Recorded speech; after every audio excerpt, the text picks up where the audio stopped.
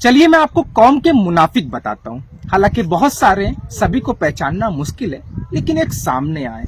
काफी दिनों से भाजपा की दलाली कर रहे थे। कोई बात नहीं, आज कह रहे हैं हमारी कौम के मुनाफिक नसीरुद्दीन चिश्ती साहब। मुझे ऐसा लगता है ये कह रहे हैं वक्फ संशोधन बिल का असदुद्दीन ओवैसी ने विरोध किया है, हम उन पर मानहानि का केस करेंगे, क्योंकि वक्फ संशोधन बिल जो है वो मुसलमानों के हक में है, वो संविधान के खिलाफ नहीं है। वाह भैया, कमाल है। वो शायद आपने सुना होगा ना, जब अपनी ही सफ में मुनाफिक खड़े हों, गद्दार खड़े हों, तो शेर भी गीदड़ों से हार जाता है। यही हुआ।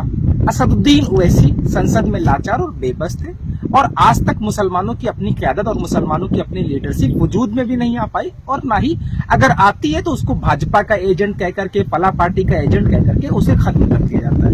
चलिए मुझे ईमानदारी से बताइए, सर पे टोपी है, अपने आप को चिश्ती कहने वाले, सूफीनिज्म से ताल्लुक रखने वाले, वलियों से जोड़ने वाले, सज्जादा नसीन कहलाने वाले, कह रहे हैं असदुद्दीन ओवैसी पर मानहानि का केस करेंगे। वाह, कमाल है।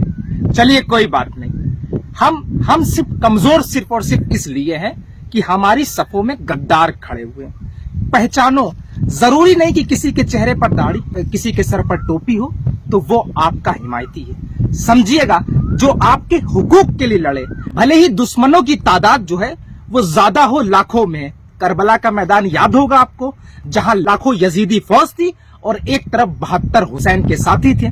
बस इसी तरीके समझ लीजिए कि जरूरी नहीं आपकी सफ में खड़े होकर के नमाज पढ़ने वाला, टोपी लगाने वाला, दाढ़ी रखने वाला आपका हिमायती हो, वो कौम का दलाल भी हो सकता है। खैर, ज्यादा से ज्यादा इस वीडियो को शेयर कीजिएगा, नसीरुद्दीन चिश्ती साहब को वायरल कर दीजिए और बताइए ये कौम के मौलाना साहब हैं। इनको पहचानना बहुत जरूरी है, इसलिए शेयर करना बहुत जरूरी है। और अंत में यही कहूंगा कि मुझे फॉलो कर लीजिएगा।